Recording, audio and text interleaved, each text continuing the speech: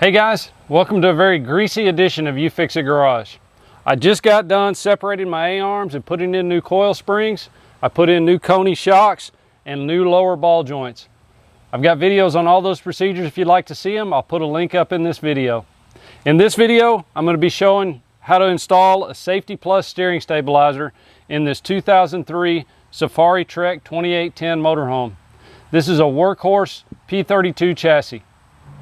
All right, if your motorhome was a little unruly going down the road, passing 18-wheelers almost drive you in the ditch, then this may be the solution for you. This is a Safety Plus steering controller and the attachment hardware. So when you order this, this is going to come as one kit. It's got the steering control, the owner's manual, and all the attachment hardware. And then you also need to order a mounting bracket that is specific to whatever chassis you have on your motorhome. Before you start the install of your Safety Plus steering stabilizer, you're going to want to straighten your tires as straightforward as possible. That's going to allow you to clamp the steering plus to your control arm in the middle so that it's going to give you a return to center. One way to do that is to drive your vehicle down the road on a straight level road and make a mental note of where your steering wheel is as you're tracking straight down the road. Maybe put a piece of tape on it or just make a mental note.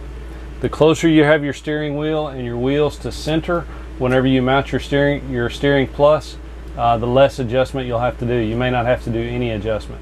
The first thing that's got to happen for this install is that the factory sway controller has got to come out. This new one doesn't go in the same spot. This had me scratching my head for just a second, but I'll show you where it goes as soon as I get that out. All right, I'm just going to leave the end of the factory sway control on here just in case I ever need it again, but I've taken the rest of it loose. So now the next thing is this bolt right here has to come off the frame. This bracket attaches to that bolt right there, and then it's got a bracket that goes down here and goes to the bottom of the sway bar control, and this gets bolted in here like this. Okay, so I removed that nut and put this bracket on, put the nut back in, and then here is, if you can see this bracket right here, is the sway bar control, and then this bolt right here goes through, and I'm going to come up underneath, and I'm hoping from underneath you'll be able to tell. All right, so here's that bracket there. The bolt goes through this way. There's a spacer, and then it just goes through the bracket, and it's got this little piece of angle iron that attaches, and then a nut that attaches through there. So when you get it all tightened up, then this bracket right here is good and solid. All right, with that bracket underneath the vehicle and tightened up, the next thing to do is to put our bracket onto the small end of the Safety Plus. So the way that's accomplished, this little cup looking washer goes on first.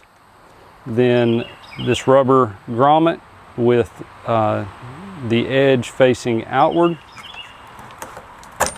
that goes on, and that edge right there, that hole lines up with the hole on here, and it'll fit in it. This bracket facing outward, then another grommet, then another cup, and then the nut. So this is going to be tightened down, it says, until it bulges over the edges or until both of these pieces of rubber are 1/4 inch thick. And then the last thing is this little lock nut. It's not much of a lock nut, but that's what it is. Gets screwed on there and jammed against the other. Once you've got the nuts tightened up, it should look like this. About 1/4 inch thick on both sides with the bracket assembled there.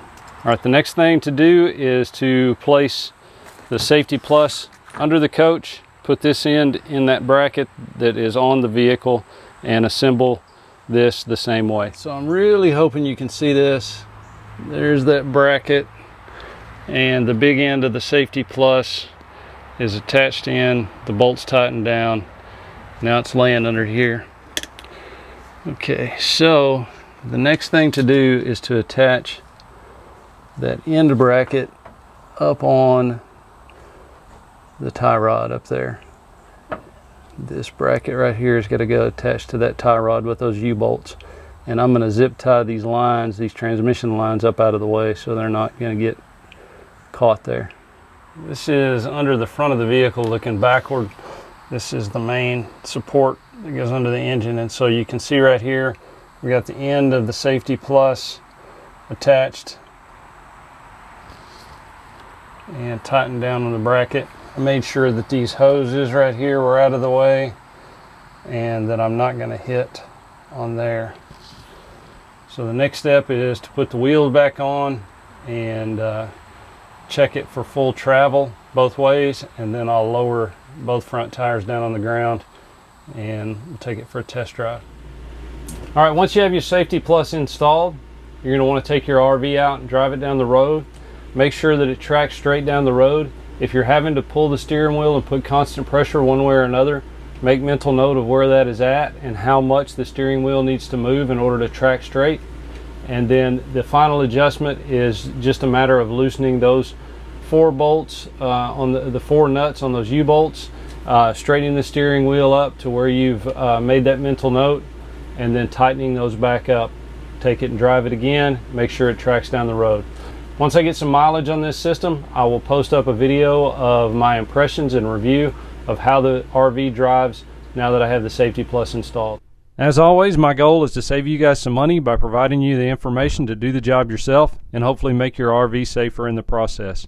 If I've helped you out, please like and subscribe. Consider checking out some of the other videos I have linked here if you haven't done so already, and look in the description for products that I've used in my videos.